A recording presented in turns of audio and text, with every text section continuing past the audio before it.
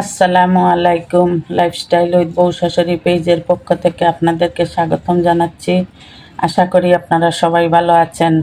আলহামদুলিল্লাহ, আল্লাহর রহমতে আপনাদের দুয়ায় আমরাও ভালো আছি। আমার ঘরে বেশ কয়েকটি কলা অতিরিক্ত পেকে গিয়েছে, তো আমি ছোটো ছোটো চারটা কলা আমি নিতে পারছি, আর বাকিগুলো পচে গেছে, আমি ফেলে দিছি। এখন এগুলো একটু নরম হয়ে গেছে, কেউ খাবে না। আবার কলার পিঠা বানিয়ে দিলে সবাই খুব শখ করে খেয়ে নেয়, তাই ভাবলাম কলার পিঠা বানিয়ে নেই। এইখানে ছোট ছোট চিনি চম্পা কলা আছে না, ওইগুলা চারটা নিছি আমি চটকাই। আর একটু পিঠা বানিয়েছিলাম, একটু নারিকেল খাজুরের গুড় দিয়ে ছিল মাখানো, এই নারিকেলও দিয়ে দিলাম। আর এখন আমি দিব চালের গুঁড়ো আর ময়দা। আমি ময়দা এই মেজারমেন্ট কাপে 1 কাপ দিয়ে দিলাম, আর চালের গুঁড়ো আধা কাপ দিব।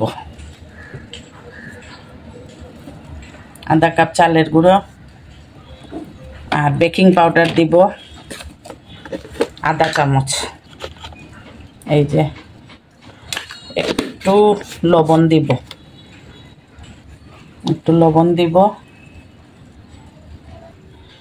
আমি ভিডিও অন করতে ভুলে গেছি। আমি এই কাপে মেজারমেন্ট কাপে আধা কাপ চিনি দিয়ে দিয়েছি, আর যদি মনে হয় যে মিষ্টি আরও লাগবে তখন আরেকটু দিব। এখন আমি খুব ভালো করে মেখে নিব। আমি আধা কাপ ময়দা দিয়ে দিলাম, আর অল্প আরেকটু চালের গুঁড়ো দিয়ে দিলাম। এখন আমি খুব ভালো করে মেখে নিব। প্রথম শুকনা অবস্থায় মেখে নিব, তারপরে অল্প অল্প পানি দিয়ে মেখে নিব।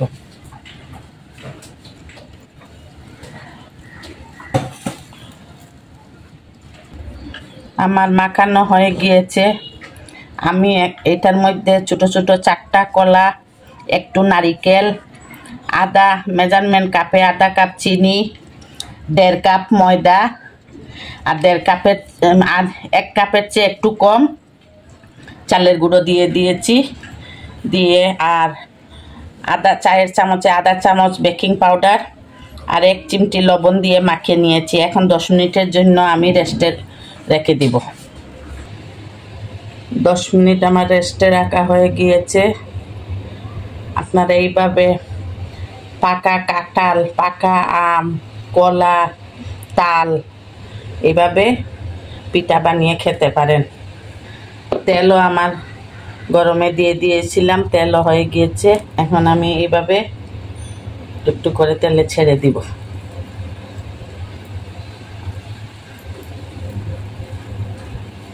এটা আমাদের বাড়িতে খুব বানানো হতো। আমাদের বাড়িতে মানে এত কলার গাছ ছিল যে একসাথে 4-5টা কলা গাছের ছড়ি পেকে যেত।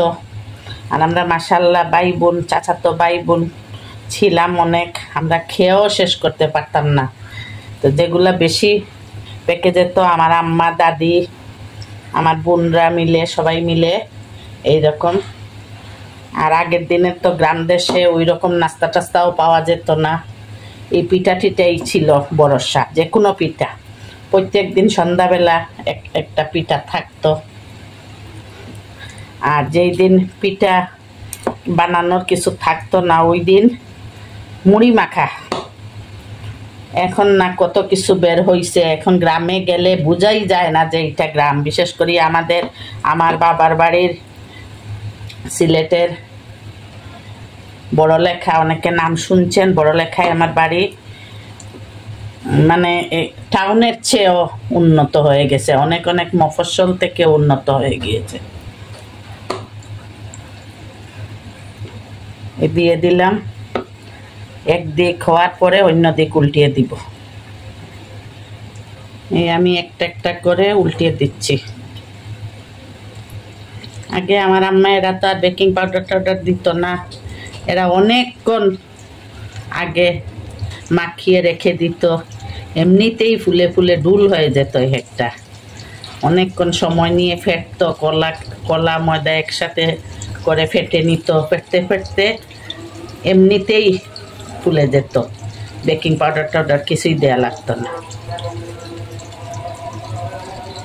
আগের দিনের খাবার দাবারে এইরকম কৃত্রিম জিনিস ব্যবহার হতো না। হাতের কারসাজিতে এই যে এখন আমার ফুলছে, এর থেকে বেশি ফুলতো, কিন্তু আমার আম্মা এরা কোনো বেকিং পাউডার বেকিং সোডা ব্যবহার করতো না, এমনিতেই ফুলতো। ওনারা অনেকক্ষণ মাখিয়ে রাখতেন, আর হাত দিয়ে কলা, চালের গুঁড়ো, ময়দা, বেশিরভাগ ওনারা আটাই ইউজ করতেন। আমি আজকে ময়দা ইউজ করছি। এখন আমার পিঠাগুলো লাল লাল করে ভাজা হয়ে গিয়েছে, এখন আমি সবগুলো পিঠা উঠিয়ে নিব।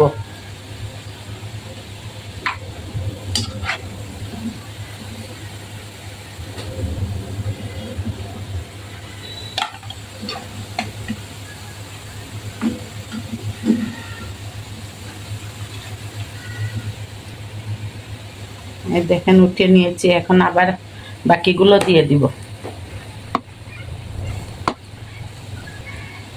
আমার সবগুলো কলার পিঠা বানানো হয়ে গিয়েছে, এখন আমি এগুলো নামিয়ে নিব।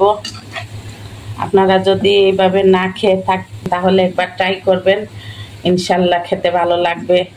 এটা আমার আম্মা সব সময় বানাতেন, আমার দাদি আম্মা, মানে ওনাদের কাছে এটা নিত্য সঙ্গী ছিল পিঠা বানানো। আর আপনারাও খেয়ে দেখবেন, আমিও বানাই। আমার মেজো ছেলে বাসায় নাই, ও খুবই পছন্দ করে, ও মানে হাতে নিয়ে হাঁটবে আর খাবে, মানে ও খুব ওর প্রিয়। আপনারা লাইফস্টাইল উইথ বউ শাশুড়ির পাশে থাকবেন, আমাদের জন্য দোয়া করবেন।